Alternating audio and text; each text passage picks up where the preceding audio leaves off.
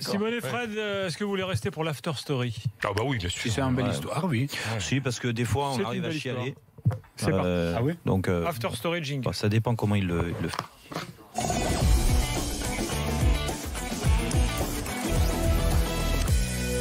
Et oui, alors demain c'est France-Pays-Bas. Forcément, ce soir, on va vous remémorer ou alors vous raconter pour les plus jeunes un France-Pays-Bas de légende. France-Pays-Bas 1981.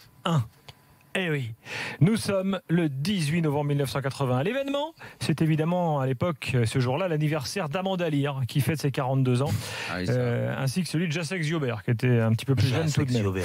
Accessoirement, l'équipe de France de foot accueille donc les Pays-Bas, finalistes de la dernière Coupe du Monde en Argentine quand même. C'est pas rien à l'époque. Et les Pays-Bas, ils arrivent à Paris Sur deux. Importance capitale, les Bleus doivent impérativement l'emporter s'ils veulent voir la Coupe du Monde en Espagne. Même combat pour les Hollandais qui seraient éliminés en cas de défaite. Jérôme Rotten a 6 ans. À la surprise de son père, il n'est pas sélectionné par Michel Hidalgo pour ce match. Daniel Riolo, lui, a 11 ans. En 80 En 80, il a Daniel a 11 ans. Mais moi j'ai 6 ans, mais où tu crois que je suis né en 75 moi? Je suis né en 78, alors déjà... 3 ans.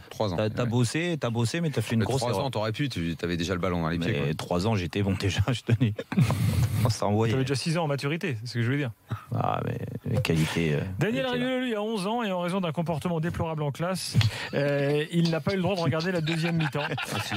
J'ai tout vu. Il a dû regagner sa chambre au mur recouvert de posters de Jean-Claude Lemoux.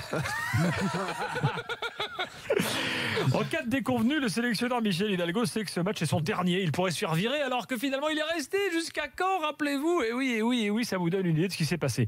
Les Bleus restent sur 4 défaites lors des 5 derniers matchs, dont la dernière en Irlande, avec un schéma de jeu ultra défensif. La couverture médiatique du match à l'époque est sans précédent. Une semaine avant le match, Hidalgo vient sur le plateau du 13h présenter sa liste dans le journal d'Yves Mourouzi, messieurs, dames, et donner ça en exclusivité sur TF1. Coup de poker d'Hidalgo.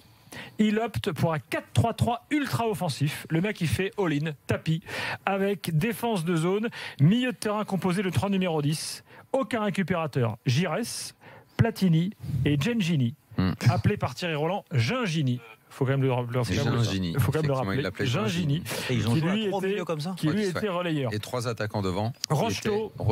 Exactement. Exactement. Six. Exactement, Rocheteau, Lacombe et Six, autant dire un truc de ouf. 6 joueurs offensifs, là, pas mon envoi. Darziz. En Attends, face, on peut essayer de se faire. je raconte l'histoire, c'est pas la faire fin. la défense. En face, il y a des pointures. Van Breukelen dans les buts, Kroll en défense, Niskens au milieu, Johnny Rep en attaque, plus le célèbre Arnie Muren, cousin de Réginald Drey et Olaf Thon, qui a joué